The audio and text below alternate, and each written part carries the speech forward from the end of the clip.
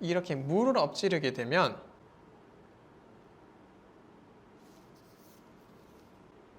왜 기름이 뜨지?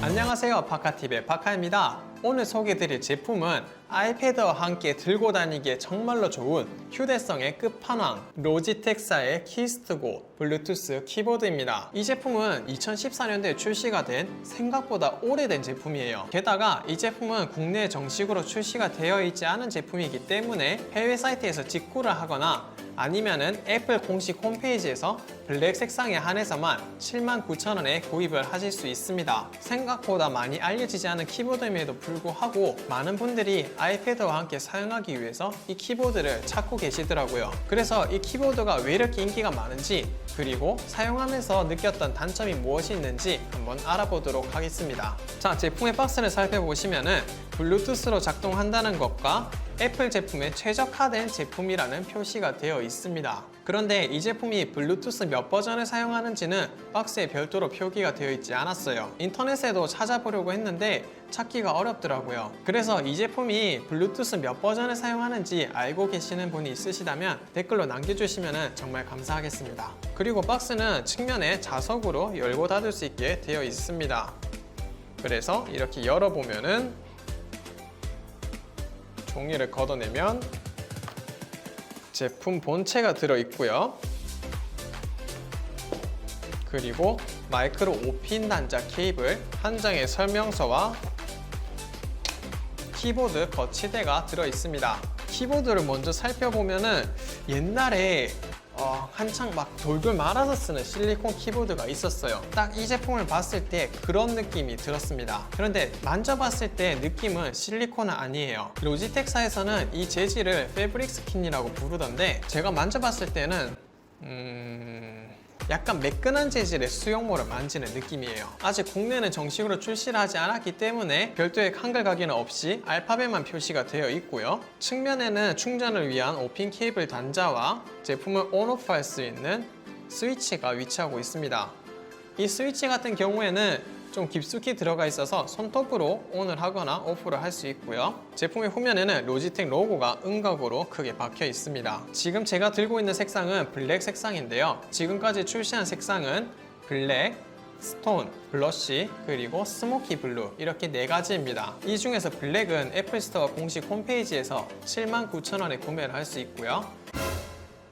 다른 3가지 색상 같은 경우에는 정식으로 구매할 수 있는 루트가 없기 때문에 해외 직구를 통해서만 구입을 할 수 있습니다. 그런데 이 제품을 인터넷에서 찾다 보면은 완전히 빨간 단색과 파란색 이렇게 2가지를 또 찾아보실 수 있는데요. 이 색상 같은 경우에는 이 제품이 한번 리뉴얼 되기 전, 즉 옛날 버전의 키스트고 색상입니다. 그래서 구매하실 때 이 점을 꼭 참고하셨으면 좋겠어요. 제품의 사이즈는 가로 242mm, 세로 137mm, 혹은 6mm인데요. 그래서 이 제품을 딱 들었을 때 느낌은 그 어렸을 때 자주 적었던 충료일기 정도의 두께, 그리고 그 정도의 무게감이었어요. 이 두께는 제가 자주 쓰는 아이패드 미니 5와 비교를 한다면 케이스를 씌웠을 때에는 아이패드 미니 5보다 조금 더 얇은 것 같고요. 이렇게 케이스를 벗겨서 비교를 해보면은 두께가 거의 비슷한 것 같아요. 아이패드 미니 5와 이렇게 겹쳐서 놓았을 때에도 세로는 거의 비슷하고요. 가로 같은 경우에는 이 키보드가 살짝 더 길기는 해요. 그래서 부피만 따졌을 때에는 들고 다니기가 정말 괜찮은 것 같아요. 무게도 딱 들어보면은 상당히 가벼운데요. 공식 사이트에서 말하기로는 180g이라고 하는데 제가 이때까지 제품을 리뷰하면서 느꼈던 점은 무게는 공식 사이트는 믿을 수가 없어요. 그래서 제가 직접 재보도록 하겠습니다.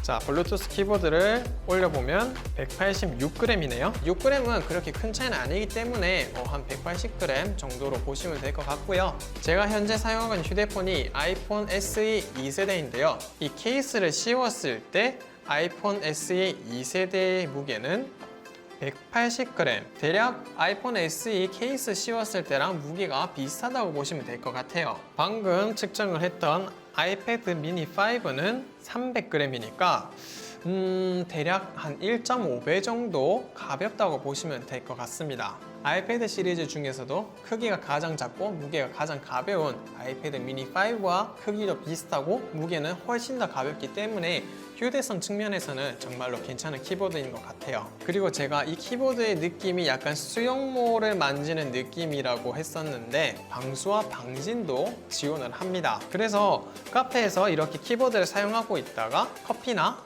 혹은 이렇게 물을 엎지르게 되면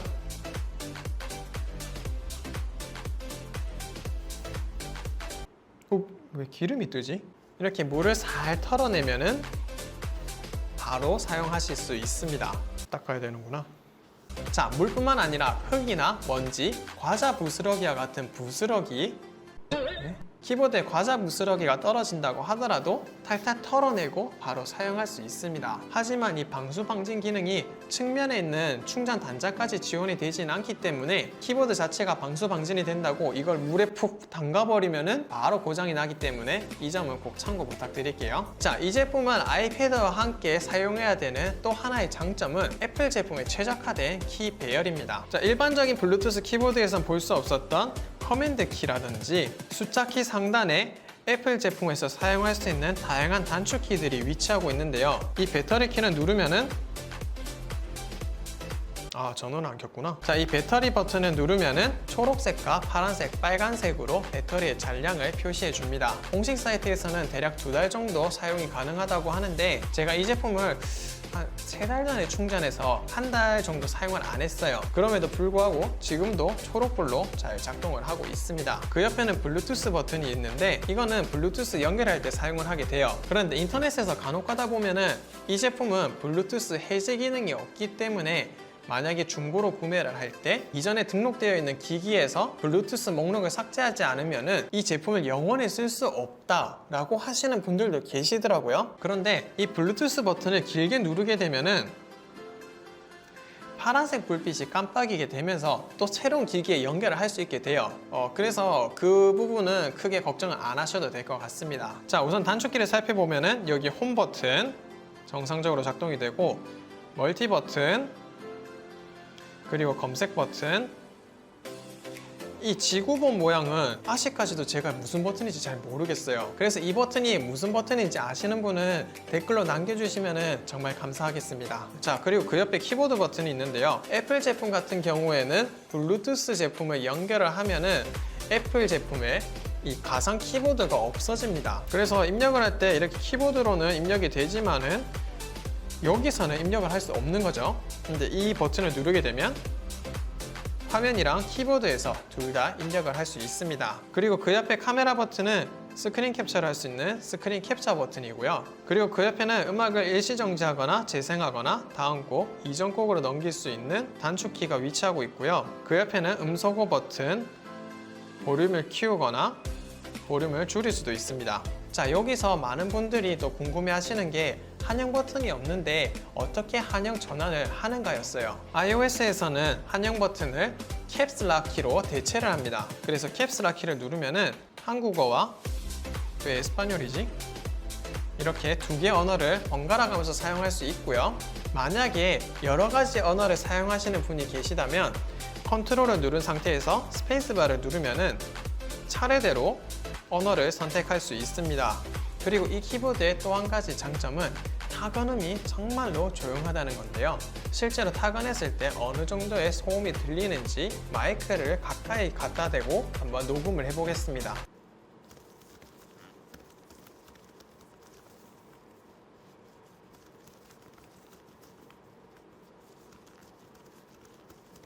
이 타건음이 안 들릴 정도로 작기 때문에 조용한 도서관이나 카페에서 사용하기에 정말 적합한 제품인 것 같습니다. 자, 여기까지 이 키보드를 봤을 때는 휴대성도 정말 좋고 소음도 없기 때문에 들고 나가기에 정말로 괜찮은 키보드다라고 생각을 하실 거예요. 하지만 이 키보드를 사용하다 보니까 또 많은 단점들이 보였는데요. 우선 첫 번째 단점으로는 이 키보드의 키감입니다. 이 키보드 자체가 얇기 때문에 어느 정도는 키감이 좋지 않을 거라고는 생각은 했었어요. 하지만 실제로 타이핑을 해봤을 때 이 키감이 수영모를 쓰고 있을 때 이 머리를 누르는 그런 느낌이었어요. 이 키보드를 치는 그런 느낌은 아니었어요. 그리고 이 키보드를 입력할 때 드는 압력이 생각보다 강했어요. 장시간 키보드를 사용할 때는 좀 피로감이 많이 느껴질 것 같고, 저 같은 경우에는 손목이 요즘 많이 안 좋은데 이 키보드를 좀 오래 사용하면 손목이 조금 시큰거리더라고요.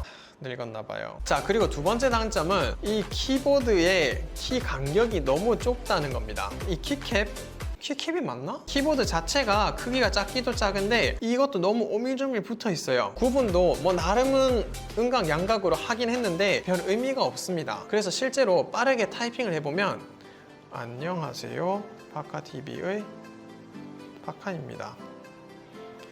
이렇게 오타가 나는 이유는 제가 못 쳐서가 아니라 키보드의 키 간격이 너무 좁기 때문입니다.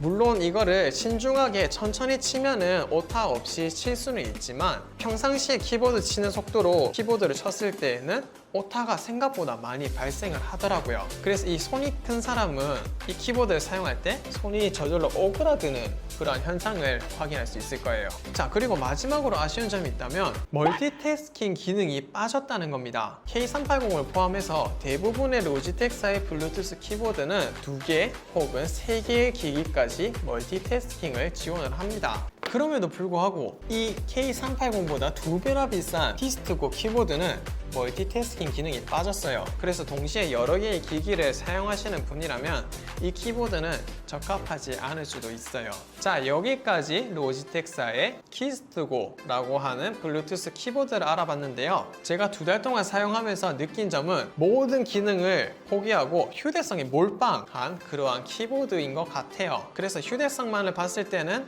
나쁘지 않은 제품이지만 가격을 고려했을 때에는 좀 아쉬운 점이 많았던 그런 제품입니다. 이번 영상이 많은 도움이 되셨다면 구독과 좋아요 꼭 부탁드리고요. 그럼 다음 영상에서 또 더 좋은 물건을 가지고 찾아오도록 하겠습니다.